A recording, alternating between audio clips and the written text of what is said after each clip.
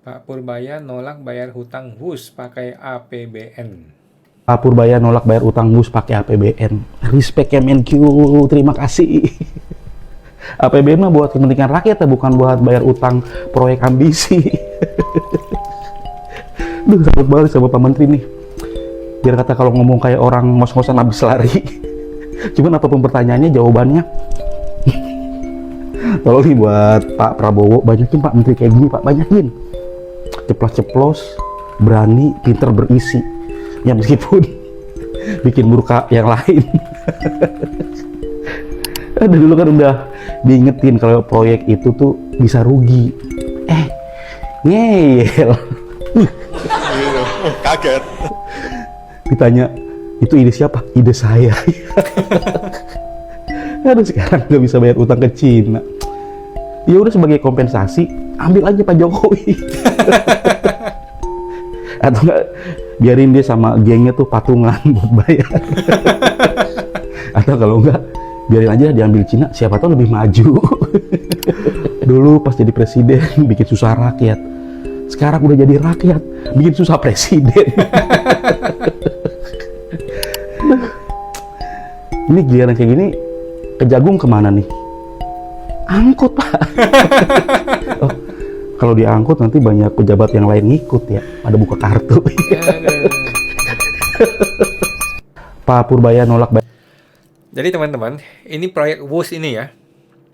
Proyek WUS ini ya, kalau sampai masuk ke KPK, itu dari Jokowi, Sri Mulyani, si Menko segala urusan, Menko Ekonomi, semuanya satu gerbang masuk penjara semua teman-teman ya. Masuk penjara semua. Tapi kalau di Konoha teman-teman ya, kalau di Indonesia mah nggak ada masuk penjara ya. Ini barang WUS inilah kan lagi dilempar-lempar nih.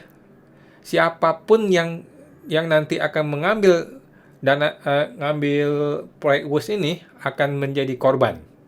Dan Purbaya kan bukan orang bodoh, dia punya visi nih 2029, ngapain gua ngambil tong sampah kan, ngapain gua ambil tai ini ya, sudah bau, busuk lagi, udah gitu bikin gua kebakar, nggak mau ya. Purbaya pasti tidak akan mau ambil.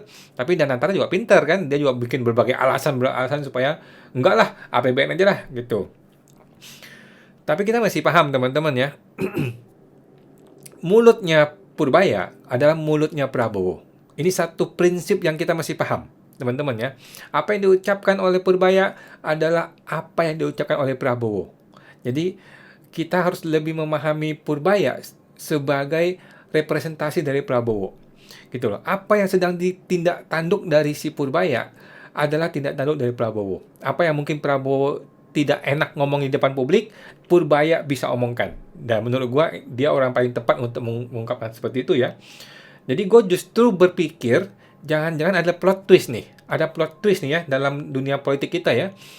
Selama ini kan banyak orang menggugat Jokowi nggak bisa ya menjebloskan Jokowi ke penjara gitu.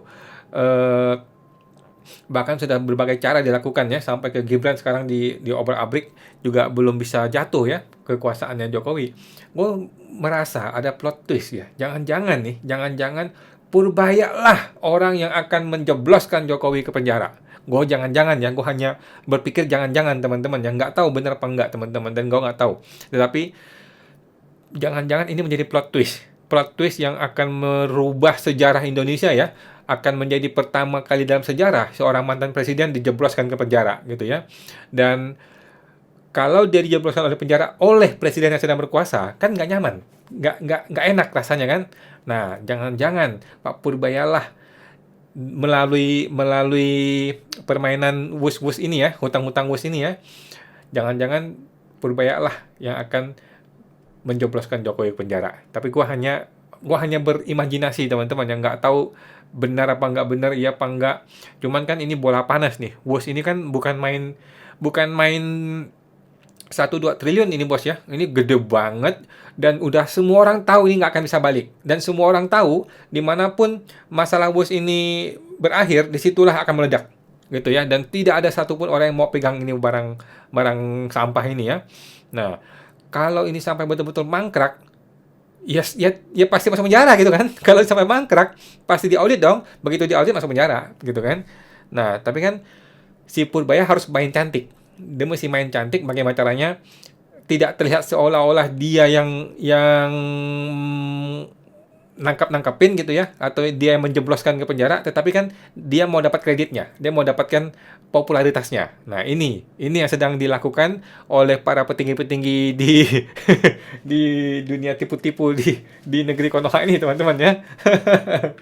Oke, kita lihat. Hutang WUS 116 triliun. Anjrit! Gila lu, 116 triliun. Aduh, 100 juta aja guys ya, banyak banget ya. Apalagi 100 miliar. Satu, satu, satu gedung apartemen gue penuh kali ya. Apalagi 100 triliun. Anjay. 116 triliun hutangnya. Ini kan baru hutang nih guys, ini baru hutang ya. Belum operasional tiap bulan. Belum operasional tiap hari. Anjrit. Jadi Prabowo itu menggunakan Purbaya untuk menghancurkan proyek WUS ini ya. Gua rasa, tapi ini hanya imajinasi gua aja, belum tentu benar, belum tentu salah ya. Tapi gua menduga ada plot twist nih dalam sejarah hukum di negara kita ya. Akan pertama kali dalam sejarah ada mantan presiden yang masuk penjara. Dan plot twistnya Purbaya. Ke Pak Agus, karena Pak Agus saya tahu bahwa turut terlibat dari pitching kebijakan ini sejak awal. Mungkin Pak Agus bisa cerita sebenarnya bagaimana dulu awalnya ketika memutuskan untuk tender WUS ini dengan Cina. Ya, Pak Jokowi nggak mau tahu, nggak mau dengar saya dan Pak Jonan. Kan Pak Jonan dipecat, saya dipanggil ke istana dan saya sudah jelaskan bahwa ini mahal sekali, tidak bisa dibayar. Tapi Pak Jokowi ngotot bisa. Karena saya tanya, ini ide siapa sih Pak? Ide saya. Nah, sudah. Jadi ya apa yang sekarang terjadi sudah saya ingatkan, clear di istana juga Pak Jonan pasti juga sudah bicara sebelum dipecat. Nah jadi maksud saya, ini kan dulunya itu kan Jepang pakai loan, ya kan, bunga 0,01%, ketika dinaikkan 0,5 1,5 sudah teriak semua karena tidak bisa kita bayar waktu itu. Nah, itu yang membuat analisnya itu dari UGM sama dari UI. Nah, kemudian tiba-tiba diambil Pak Jokowi dikasih ke Cina, yang bantu itu dari ITB. Nah, bunganya langsung berubah, hitung-hitungan keuangannya berubah. Tambah saya sudah bilang, ya sudahlah, mau dibangun niat presiden begitu, ya ditanggung saja. Dan terakhir, ketika tadi kan konsorsium BUMN itu Wika ketuanya, tapi kemudian Wika angkat bendera putih sehingga diserahkan pada kereta api. Waktu itu saya tanyakan lagi kepada beberapa pihak, ini uang dari mana? Kalau uang kereta api tidak akan bisa membayar. Dan dia bilang, oh enggak, ini nanti uangnya lewat dari pemerintah. Nah, saya nggak tahu dari pemerintah maksudnya APBN atau apa. Ya sudah, jadi kereta api hanya cash saja, Pak, kasir saja. Tapi ternyata kan tidak. Tahun lalu pendapatan dari PTBA 6 triliun sudah diambil. Nah nanti terus bagaimana? Nah sekarang kalau keributan begini, ya saya setuju dengan Menteri Keuangan, yaitu urusannya Danantara, karena sudah diambil alih kan, kereta api ada di bawah Danantara. Nah jadi ya jangan, saya juga sudah ingatkan bahwa ketika Sri Lanka tidak bisa bayar hutang pelabuhannya diambil dan jadi pangkalan militer Cina di sana. Nah kalau ini nanti tidak bisa bayar, apa Cina mau ambil? Enggak, mungkin Cina akan saya minta pelabuhan di Natuna misalnya. Apa kita mau katakan? Kan ini hal-hal yang sudah saya ingatkan dan lalu kejadian. Terus gimana? Hari ini kan banyak pernyataan saya di YouTube, di mana muncul lagi. Itu sudah lama, dari 5 tahun yang lalu. Jadi ya enjoy saja, saya bilang. Oke, Pak Agus, kalau kemudian kondisi saat ini mengingatkan kita lagi bagaimana kisruhnya atau bagaimana mungkin kalau bisa dikatakan bagaimana berantakannya pengambilan keputusan pada saat memutuskan tender. Kalau saya ke Pak Agus, karena Pak Agus saya... Oke, ya teman-teman ya, jadi WUS ini adalah sebuah bola panas yang akan menggiring Jokowi masuk penjara. Yang setiap orang harus bertanggung jawab atas tindakan dia, teman-teman ya. Walaupun dia seorang mantan presiden, kalau emang tindakan dia brengsek, ya lu mesti bertanggung jawabkan gitu ya. Bahkan kalau perlu masuk penjara. Dan jangan-jangan Pak Purbaya Jangan Pak Purbaya yang akan jadi plot twist yang akan menjebloskan Jokowi ke penjara ya. Tapi itu hanya imajinasi gua teman-teman ya, entah benar entah enggak tahu teman-teman ya. Hanya imajinasi saja. Oke, Pak Purbaya rapat dengan Danantara usai kisruh utang WUS. Menko Purbaya, mereka ngotot aja. Oke. Belum tegas sih seperti yang Bapak harapkan ya Pak. Mereka ngotot aja. Ada pembahasan soal WUS nggak Pak? Bus ada pembahasan, tapi mereka bilang mereka akan pelajari lagi seperti apa. Belum tegas sih seperti yang Bapak harapkan ya Pak. Mereka ngotot aja.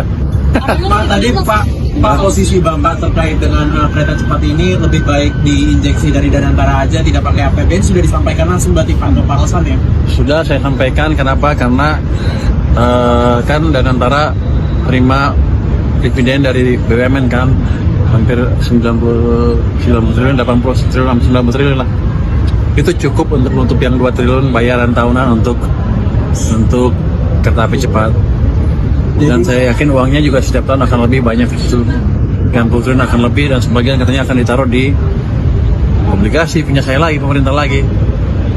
Ya tadi sempat kritik, kalau Anda taruh obligasi segitu banyak di pemerintah, keahlian Anda apa?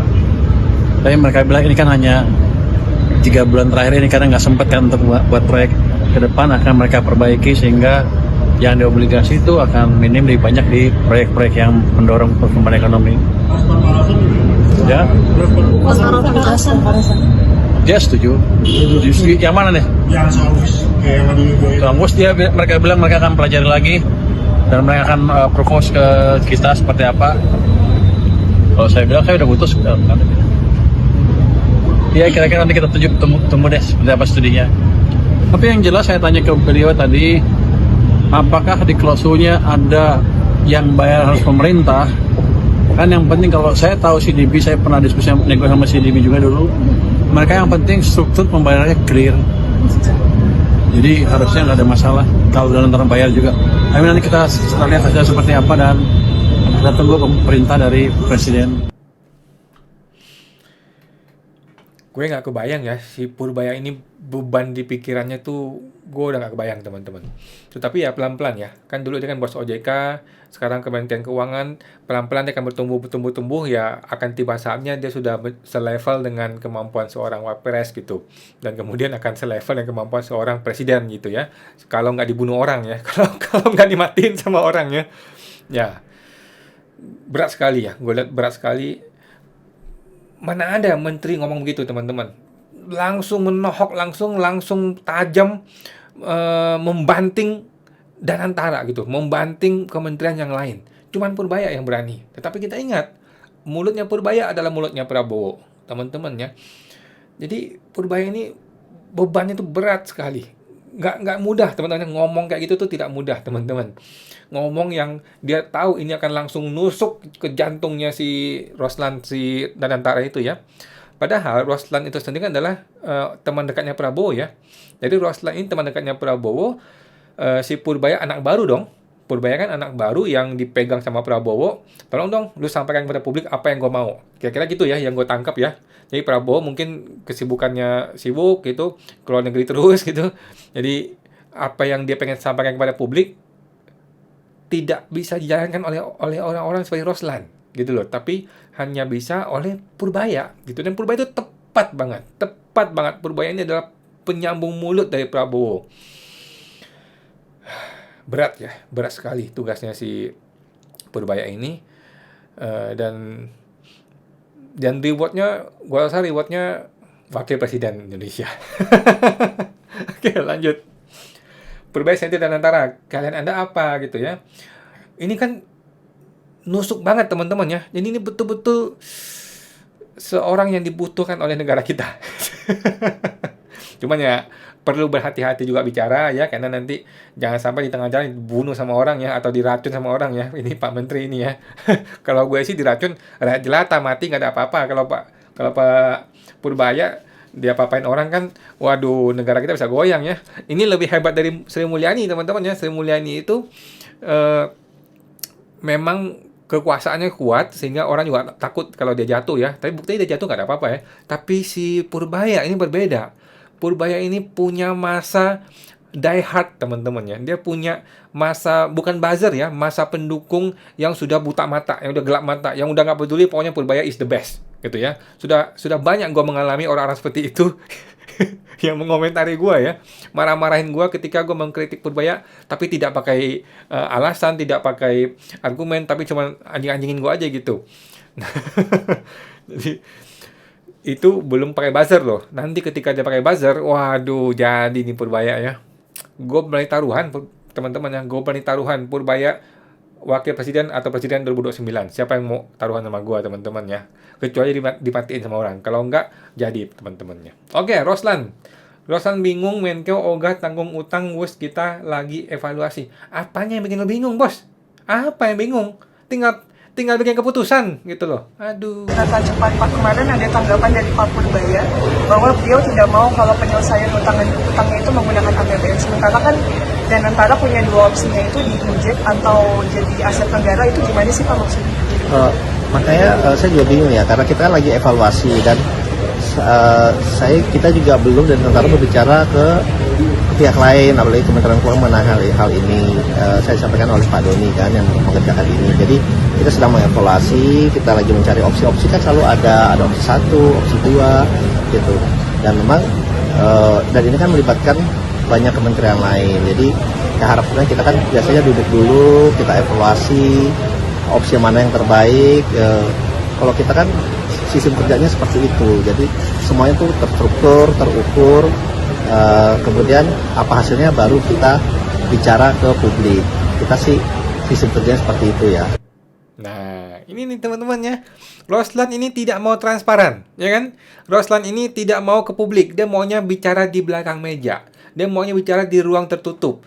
Ya, Purbaya kagak mau dong. Udah tahu lu bangsat. Udah tahu lu mau menjebak dia gitu ya. Lu kira Purbaya goblok. Jadi Purbaya ini sama kayak gue ya. Kita tidak mau terjebak ketika kita masuk ke kantor pajak, ya dong. Kan orang pajak kan selalu ngomong itu tuh. Orang pajak kan bilang, lu ikuti aja pemeriksaannya, lu kasih aja data lu, nanti kita bahas. Begitu kita bahas, kita dikasih SKP 10 miliar, langsung mencret, ya kan? Oleh karena itu orang-orang kayak gue nggak mau. Kita maunya transparan, kita maunya terbuka untuk umum, kita maunya ke publik. Nah, strategi inilah yang sedang dijalankan oleh Purbaya. Strategi gua sama persis nih Purbaya ya. Purbaya tidak mau terjebak oleh si kelakuannya si Danantara ini ya. Disuruh duduk berdua atau rame-rame, tetapi para petinggi-petinggi kemudian ditekan dari sana ke sini dan si Purbaya terpaksalah harus mengikuti maunya Danantara. Sorry Purbaya tidak mau seperti itu ya. Purbaya langsung lempar ke publik. Purbaya langsung sampaikan kepada kita semua terbuka untuk umum ya. Pokoknya gua nggak mau. Mampus lu. Ya, mau apa lu sekarang? Pokoknya tidak mau ke APBN ya. Jadi gayanya Purbaya ini kayak gaya Ahok teman-teman ya, sama kayak gaya Ahok, mirip-mirip gitu ya. Dia tidak mau terjebak di dalam sebuah meeting di mana dia bisa ditekan, di mana dia bisa dikerumunin sama para oligarki maupun para kementerian-kementerian, kemudian dia terkucilkan dan terpaksa ngikutin maunya orang-orang banyak ini kan. Si Purbaya langsung lempar ke publik, sama kayak Ahok kan, lempar ke publik. Begitu lempar ke publik dan wartawan nekan Danantara gitu kan. Kita semua nih nekan Danantara gitu loh, sampai dibikin jokesnya sama orang-orang stand up comedy, sampai dibikin meme-nya sebagai, dan dibikin aneh-aneh gitu loh ya. Orang sampai begitu anti sama Danantara sekarang hanya gara-gara Purbaya mengatakan tidak usah pakai APBN. Kan begitu Purbaya bilang tidak usah pakai APBN, logika kan jalan nih orang-orang nih. Iya ya, APBN kan buat pakai uang rakyat ya, kenapa mesti bayar proyeknya Jokowi kan gitu. Udah gitu para musuh-musuh Jokowi bakar lagi. Itu kan keinginan pribadi Jokowi dan sebagainya. Waduh, kacau. Jadi teman-teman, dalam dunia politik itu kan ada front end, ada back end ya. Apa yang terlihat di publik dan apa yang ada di belakang gitu ya. Nah, gue melihat si Purbaya ini betul-betul berusaha untuk menjauhkan diri dia dari para lintah-lintah ini ya. pada orang-orang yang akan menjebloskan dia kepada keputusan-keputusan yang salah ya. Jadi daripada dia bikin keputusan yang salah, daripada dia terjebak dalam situasi yang sulit, dia lempar ke publik aja. Udah betul ya Purbaya ini ya, menurut gue ya. Oke, Akbar Faisal. Akbar Faisal mengatakan sulit untuk tidak memberi respek kepada Menkeu Purbaya Yudi ya dengan pilihan kata dan kebijakannya yang tanpa gincu basa-basi atau gimmick politik. Oh sorry, dia banyak gimmick politik ya. Di antara para menteri yang kinerja omong kosong bahkan kebingungan mau bikin apa. Betul ya teman-teman ya. Gue tanya lu, sebutkan satu menteri yang punya kinerja di Indonesia ini selain Purbaya. Nggak ada teman-teman. Siapa menteri yang lu tahu? AHY. Apa kinerja AHY? Siapa tuh? Menteri ARA tuh. Yang perumahan tuh. Omong kosong semua. Menteri apa lagi?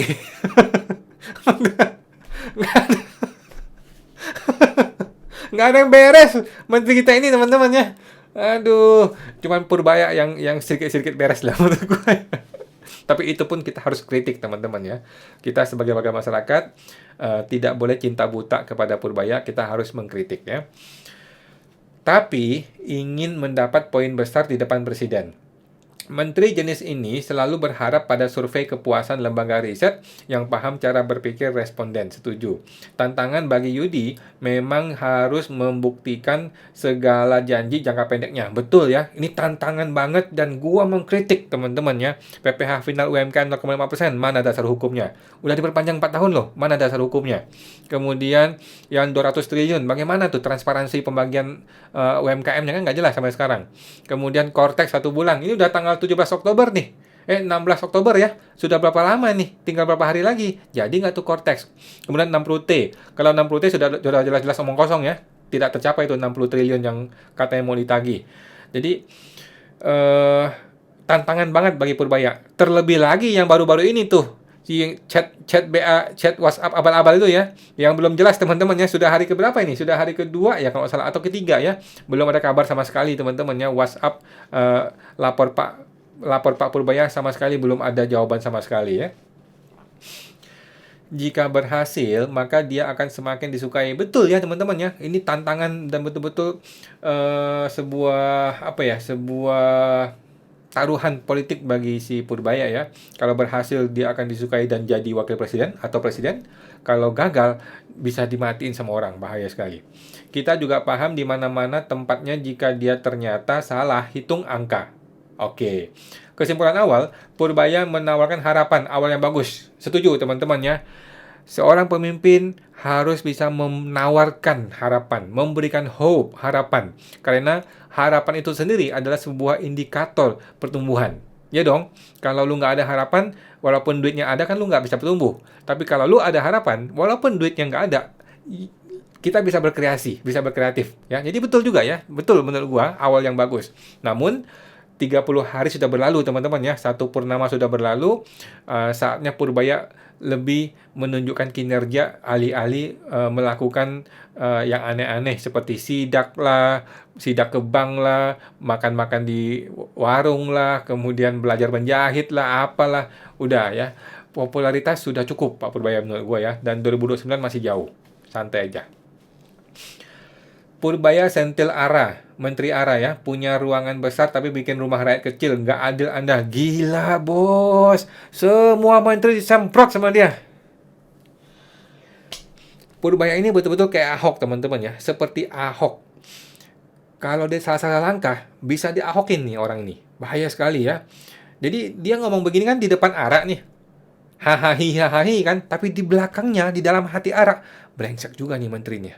Gila, gue dikerjain sama dia, gitu kan.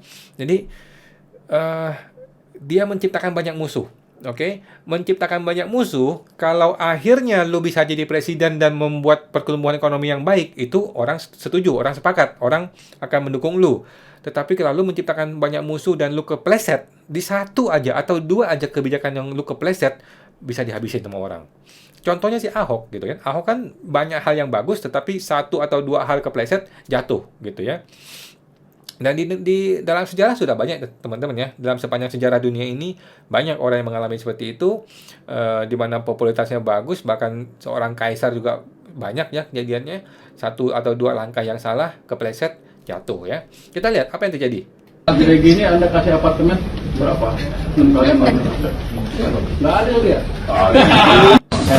Jadi saya jadi menteri Pak, saya ajak ngomong 2 lembaga. Yang pertama YLKI, Yayasan Lembaga Konsumen Indonesia.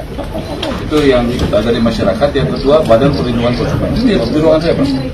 Jadi pengaduan yang paling besar saya tanya soal apa properti Pak. Ini ruang kerja Anda? Ya, ruang kerja, ruang rapat, ruang terima aspirasi. Kemarin ratusan orang. Ya, ruang lantai gini Anda kasih apartemen berapa? 6 kali 4. Nggak ada dia. Oh, seperti gini nih.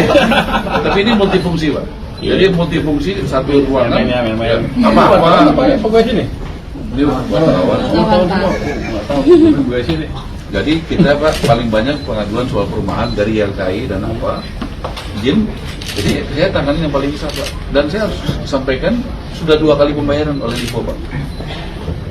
Bayar apa deh?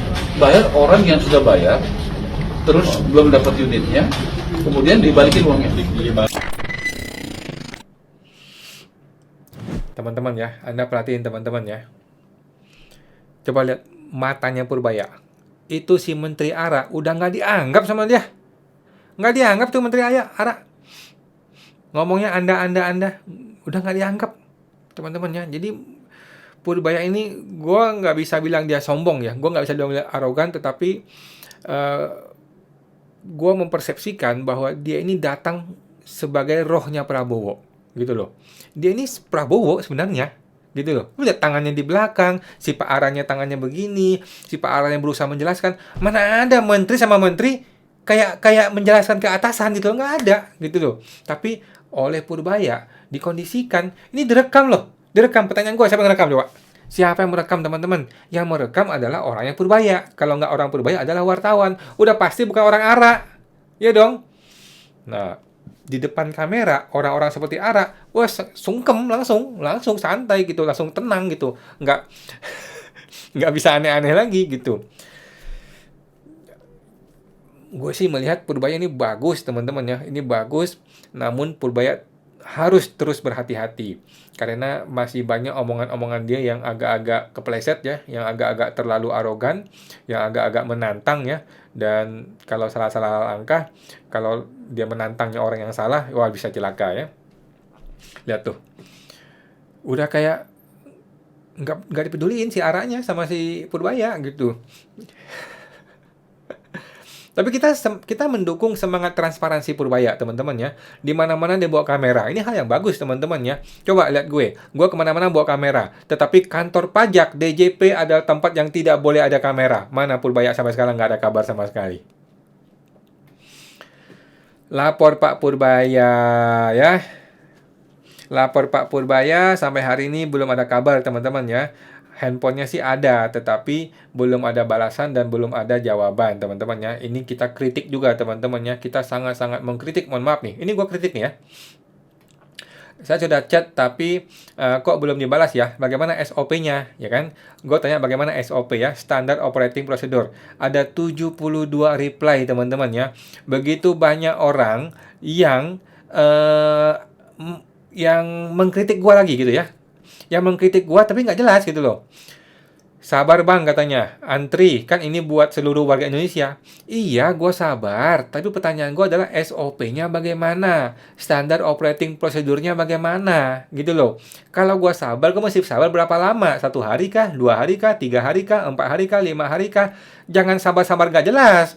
Kalau sabar-sabar nggak jelas, itu namanya ketidakpastian hukum. Ya dong? Nah, Gue balas nih si Pak Ikhwan nih. Pak Ikhwan ini ya, private ya, 13 follower. Sabarnya berapa lama, SOP-nya gimana supaya ada kepastian hukum. Boleh dong teman-teman yang gue pertanyaan gitu teman-teman ya.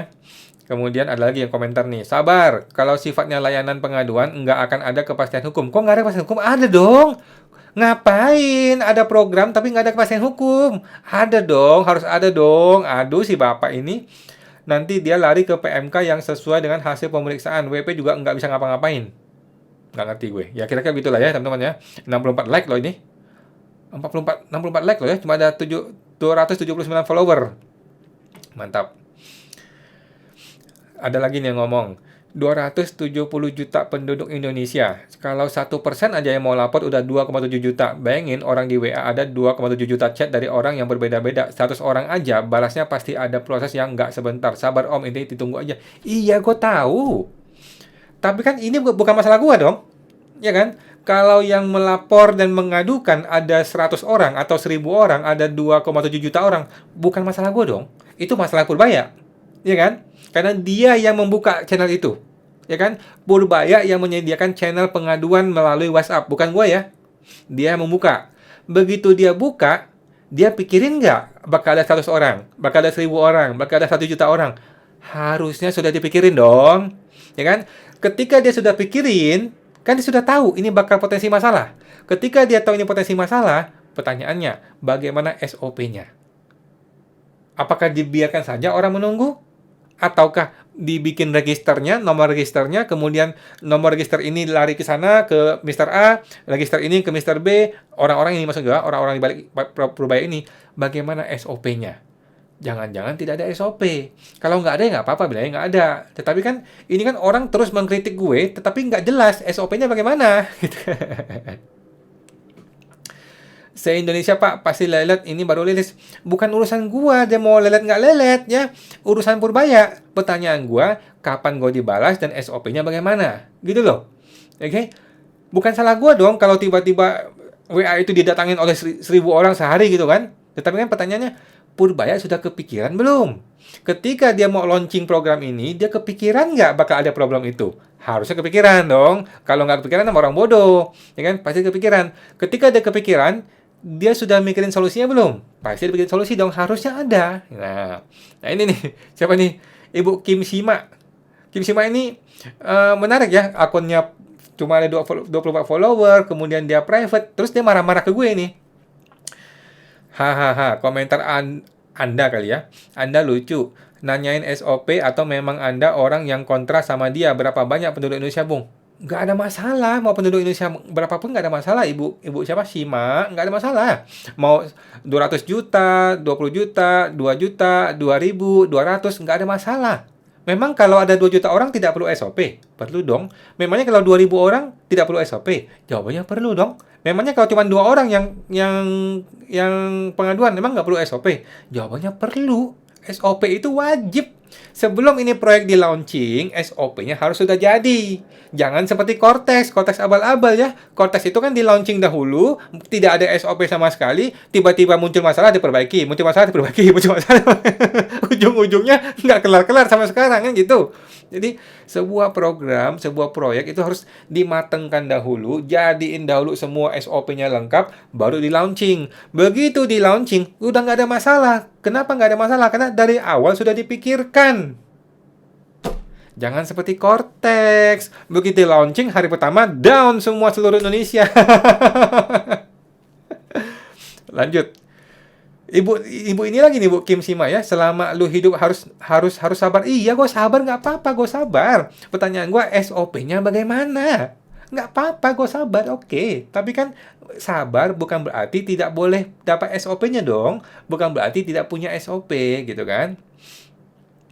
Siapa nih, Pak Santoso? Cari wawancara Pak Pur waktu jelasin tentang WA itu. Beliau bilang kalau akan ada tim yang memisahkan tingkat masalah dan di cross check dulu. Iya, bagaimana SOP-nya yang jelas dong? Gue minta SOP-nya, boleh nggak? Itu kan cuma ucapan kasar nih, umum aja nih. Pertanyaan gue, SOP teknisnya bagaimana? Boleh nggak kita publik mengetahui SOP ini? Boleh nggak teman-teman? Kalau boleh ya mintalah. Kalau nggak boleh nggak apa-apa, gitu kan? Lanjut. Ini ada orang yang bukan komplain ya, pengaduan ke gue ini ya. Kok mohon dibalas, saya dikirimin surat cinta oleh DJP untuk klarifikasi kepentingan tanah sekian hektar ya. Saya diminta uang sekian ratus juta ya. Nego-nego sekarang tinggal sekian ratus juta ya. Aduh, tanah saya itu, teman-teman baca sendiri ya. Gue sih miris ya baca seperti ini ya, kasihan banget ya. Mereka minta sekian ratus juta tunai dan sisanya dicicil. Gila. Langsung gue bilang aja, betul, lapor Pak Purbaya aja ya, minta dibantu Pak Purbaya, nomornya segini. Gue kasih nomornya langsung. Aduh. Pertanyaan gue, apakah respon Pak Purbaya akan lebih cepat daripada orang ini dipenggal sama si oknum pajak? masuk kode pangkal itu diperas gitu ya. Gitu loh. Sekarang kalau orang ini menunggu respon Pak Purbaya berminggu-minggu nggak kelar, dia udah diperiksa Pak, udah pemeriksaan, udah kelar, udah SKP terbit sekian miliar, mampus dia Pak. Gitu loh. Itu maksud gue ya.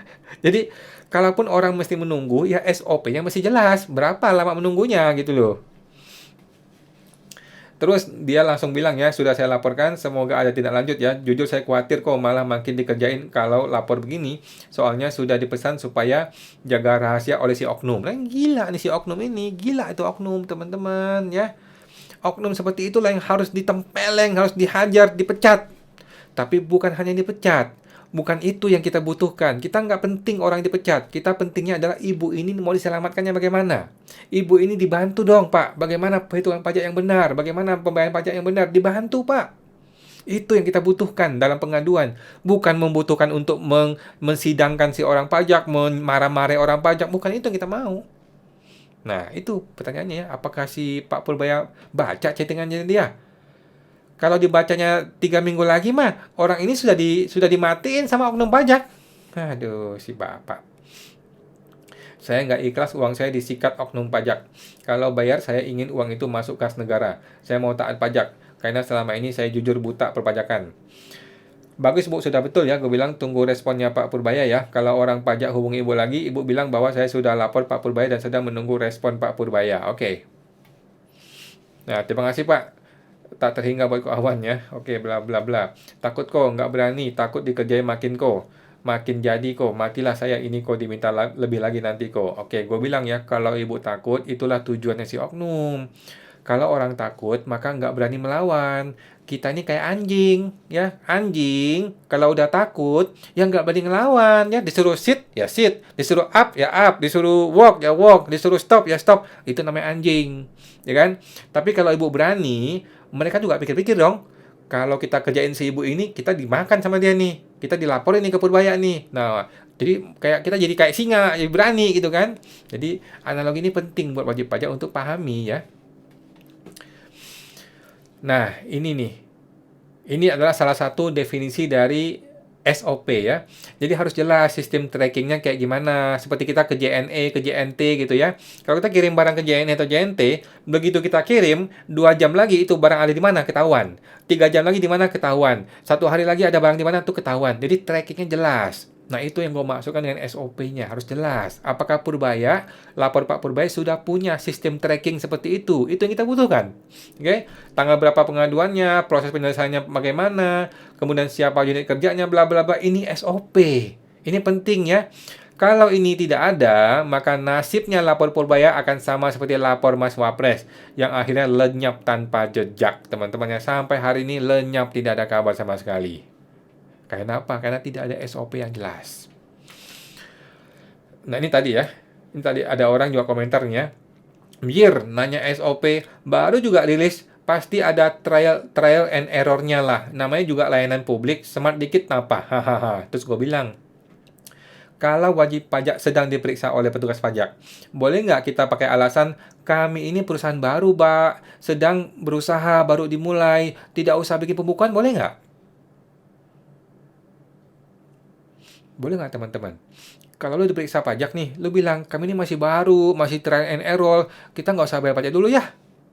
Ditempeleng lu sama orang pajak, enak bener lu nggak bayar pajak. Kalau nggak bayar pajak, kami gimana gajian gitu kan? Langsung disuruh bayar pajak, kalau nggak ada pembukuan 10 miliar lu bayar gitu kan, gitu. Jadi orang pajak nggak ada urusan ya. Kita nggak ada urusan, lu mau baru, mau lama, mau orang baru, perusahaan lama, nggak ada urusan. Kalau lu tidak comply, lu bayar 10 miliar, selesai. Kalau nggak senang, silakan ke pengadilan, silakan keberatan ke Kanwil. Nggak peduli dia. Mana ada peduli orang pajak. Nah, sama halnya teman-teman. Kami juga nggak peduli. Nggak ada urusan gue.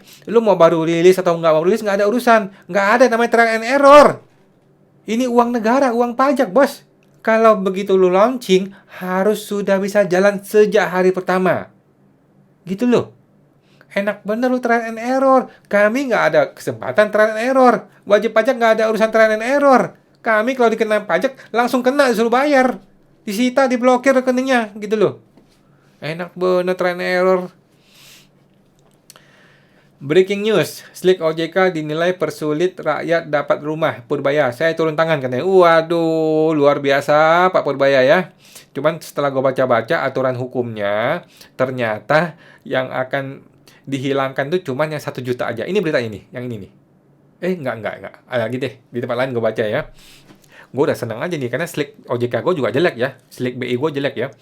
Nah, jadi dia akan menghapuskan Slick catatan ini ya, Slick itu kan catatan BI ya, catatan banknya orang yang punya hutang yang jelek akan dia hapuskan atau diperbaiki. Tapi pertanyaan gue adalah hutangnya dihilangkan nggak? Kalau hutangnya dihilangkan sih lumayan juga ya. Nah, sehingga orang-orang itu bisa punya rumah gitu kan. Cuman setelah gue baca lagi, cuman orang-orang yang berhutang 1 juta ke bawah. Dan gue bingung, memang ada orang hutang 1 juta ke bawah kemudian kena Slick BI. Dan ternyata ada bos, banyak bos. Wow. Tapi ya sayang sekali ya, gue nggak bisa dapat ya. Karena hutang gue lumayan. Pak Menko Purbaya terciduk makan di pinggir jalan lagi.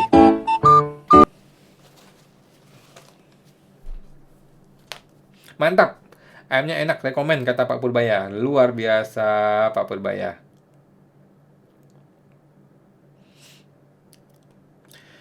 Oke teman-teman ya, lagi-lagi ini adalah pencitraan. Ini adalah pencitraan tingkat dewa teman-teman ya. Gini gue kasih tahu lu teman-teman ya. Gue aja nih ke kantor pajak nih ya.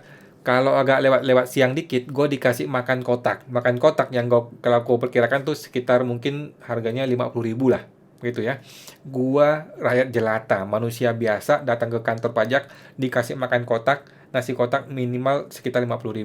Gua teman-teman ya, rakyat jelata. Ini menteri bos, ini menteri keuangan, dia pegang 2.000 triliun uang APBN, uang negara ya, dia pegang. Apa iya dia makan di situ kan? Ini kan pencitraan kelas kakap ini teman-teman ya, pencitraan abal-abal lah gitulah teman-teman ya. Menteri itu ada protokoler, ada satpamnya yang ngurusin dia, ada tukang makan yang ngurusin dia. Semua sudah diurusin. Menteri itu nggak ada makan beginian.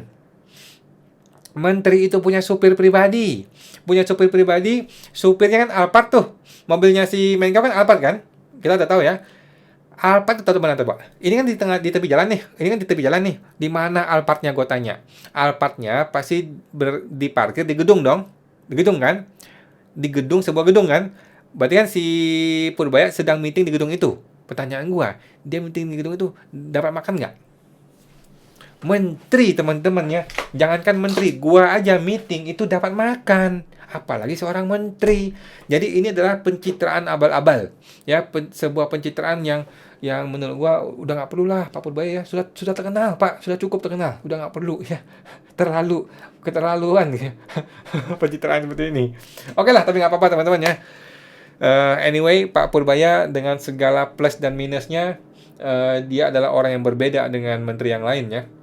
Dan kembali lagi ke video awal mengenai hutang WUS yang lagi panas-panasnya, gue malah berpikir bahwa ini akan jadi clickbait, bahwa jangan-jangan Pak Purbaya lah yang orang yang akan menjebloskan Jokowi ke penjara ya. Kita nantikan teman-teman ya, apakah benar atau tidak kita tidak tahu. Oke, sampai jumpa, semoga terbantu.